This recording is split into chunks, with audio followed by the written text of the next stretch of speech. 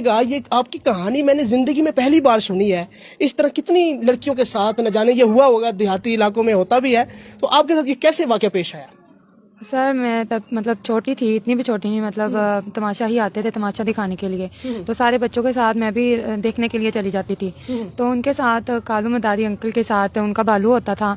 तो मतलब वो भी तमाशा दिखाते थे, जैसे हम उसको देखते थे। उसने मुझे नहीं था पता कि उसने मुझे देखकर पसंद कर लिया है। अच्छा। रीच ने तो जब मतलब शाम होती थी तो वो इधर गांव में चक्कर लगाता था। बालू आता था जी, आवाजें निकालता था। और सुबह को जब लोग उठते थे देखते थे तो काफी चीजें जो बिखरी होती थी और दरख्त भी टूटे होते थे। तो मतलब किसी को पता नहीं चलता था कि वो अभी भालू आता है। आप बता रही थी कि पैरों के निशान भी उसके नजर आते थे वो रेतले इलाके में, जमीन पे।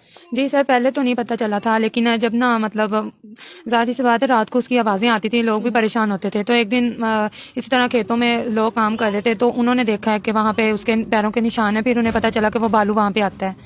तो किसी को भी नहीं पता था कि वो किस वजह से आता है। तो बाद में पता चला है कि वो मतलब जब हमारे घर आया है रात को। आपके घर है भालू? जी, हमारे घर आया है तो काफी ज्यादा वहाँ पर चीजें उसने तोड़ी हैं। तो काफी ज्यादा मेरे घर वाले ने शोर मचाया है।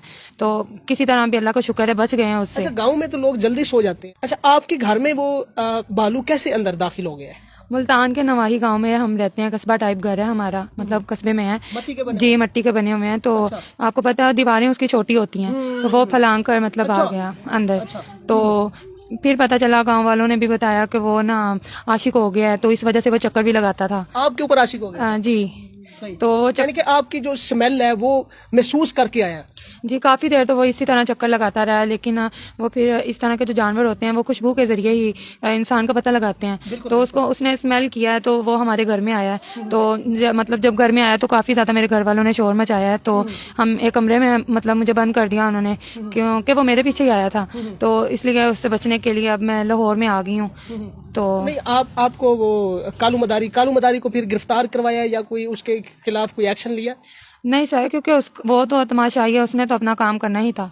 तो वो तो अब जैसे बच्चे देखने के लिए जाते हैं, मैं भी उन्हीं के साथ देखने जाती थी।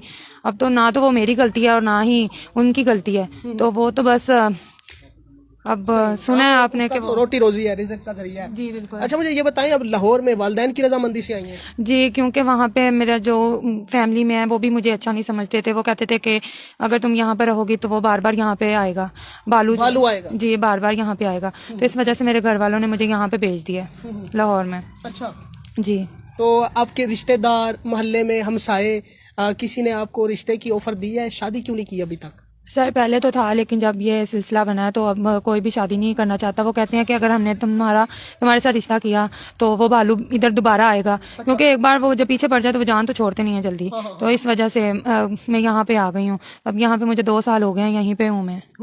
जी। अच्छा, घर वालों से भी मिलती जुलती हैं? जी, वो कभी कभार यहाँ पे आ जाते हैं, मैं वहाँ पर नहीं जाती। अच्छा, जी, तो यहाँ पे आप कहाँ रहती हैं? मैं हॉस्टल में रह रही हूँ। अच्छा, तो खाने पीने का कैसे एहतमाम करती हैं? सोर्स ऑफ इनकम क्या है आपका?